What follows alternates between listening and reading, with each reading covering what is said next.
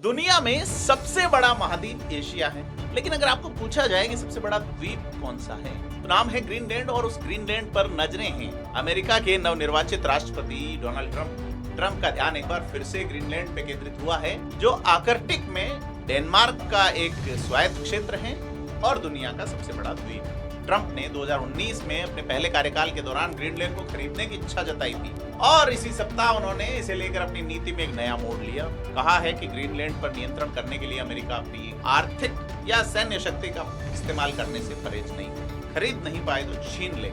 इसी मुद्दे पे आज बात करेंगे।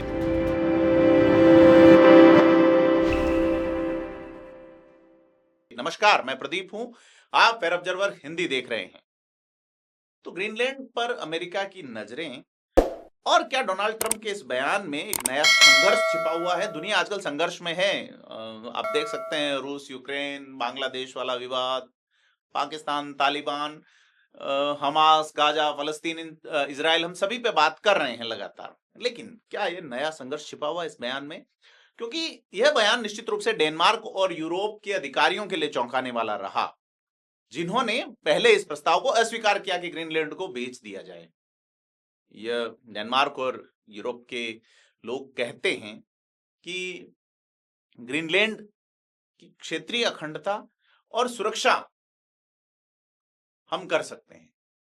डेनमार्क के प्रधानमंत्री मेटे फ्रेडरिक्सन और ग्रीनलैंड के प्रधानमंत्री म्यूट इगा ने स्पष्ट रूप से कहा कि ग्रीनलैंड न तो बिक सकता है और न ही इसका नियंत्रण अन्य देशों को सौंपा जा सकता है। एक बड़ा सवाल है कि एक ऐसा इलाका जो 80% तक बर्फ से ढका हुआ है, उपजाऊ जमीन नहीं है, तो फिर क्यों ही ट्रंप पहले कनाडा, फिर पनामा, फिर ग्रीनलैंड, मेक्सिको के ऊपर नजरें गड़ाए हुए हैं और उसमें ग्रीनलैंड पे क्यों ही?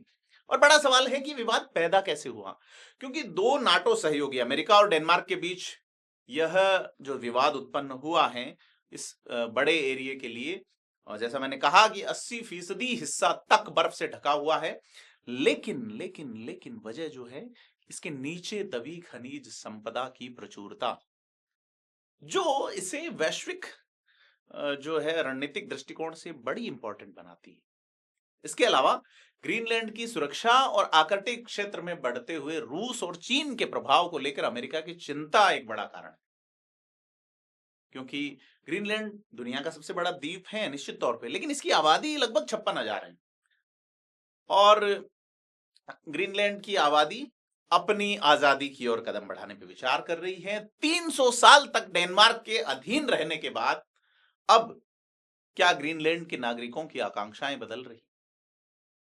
हालांकि ग्रीनलैंड की स्वतंत्रता की दिशा में, स्वायत्तता की दिशा में बहुत कुछ किया जा चुका है, लेकिन प्रधानमंत्री म्यूट इगा का हाल ही में दिया बयान कि ग्रीनलैंड के लोग अंततः अपनी स्वतंत्रता के लिए वोट करेंगे, यानी कि ग्रीनलैंड जो कि उसकी स्वतंत्रता का मतलब ये नहीं है कि वह तुरंत ही डेनमार्क से अलग हो जाएगा। डेनमार्क ने पहले ग्रीनलैंड और फरो आइसलैंड के मामलों में इस तरह के जो प्रस्ताव आए थे उनका विरोध किया था।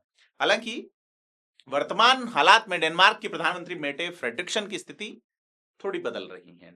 डेनमार्क अब ग्रीनलैंड की आजादी को लेकर थोड़ा उदार दृष्टिकोण अपना सकता है, लेकिन इसके लिए ग्रीनलैंड को यह सुनिश्चित करना होगा कि उसकी इकोनॉमिक और पब्लिक वेल्थ वाली स्कीम्स जो है बिना किसी रुकावट के जारी रहे। अब बड़ी चीज यह है कि ग्रीनलैंड के मामले में ट्रंप की बयानबाजी का एक और पहलू कि यह ट्रंप जो कह रहे हैं डेनमार्क और यूरोपियन संघ के सामान पे भी भारी टैरिफ लगाएंगे। इससे डेनमार्क पर दबाव बढ़ेगा, क्योंकि यूरोपीय देशों को व्यापारिक नुकसान हो सकता है। विशेषज्ञों का मानना है कि ट्रंप की यह आर्थिक धमकी केवल ग्रीनलैंड के मामलों से जुड़ी नहीं है, बल्कि यह यूरोपीय देशों के साथ अमेरिका के बढ़ते व्यापारिक तनाव का हिस्सा भी हो सकती है। तो अब चूंकि उन्होंने कहा कि सैन्य वाला, यानी कि सेना का जो है वो भी इस्तेमाल किया जा सकता है, क्योंकि एक और पहलू यह है कि ग्रीनलैंड में पहले से अमेरिकी सैन्य ठिकाने और सैनिकों की एक बड़ी संख्या मौजूद है। अमेरिका ग्रीनलैंड को अपनी सुरक्षा के दृष्टिकोण से महत्वपूर्ण मानता है। सेकेंड वर्ल्ड वॉर के बाद से अमेरिका ने ग्रीनलैंड पे अपना थोड़ा सा नियंत्रण बना रखा है और इस पकड़ को थोड़ी सी मजबूत करने की योजना बन सकती है। लेकिन इस तरह की सैन्य कार्रवाई अंतर्राष्ट्रीय विवाद को जन्म दे सकती हैं, अगर खास करके इस कार्रवाई को नाटो के सिद्धांत के उल्लंघन के रूप में देखा जाए। अमेरिका भी नाटो का सदस्य है और डेनमार्क भी, जिसका स्वायत्त प्रभाव ग्रीनलैंड पर है, स्वायत्त शासन है।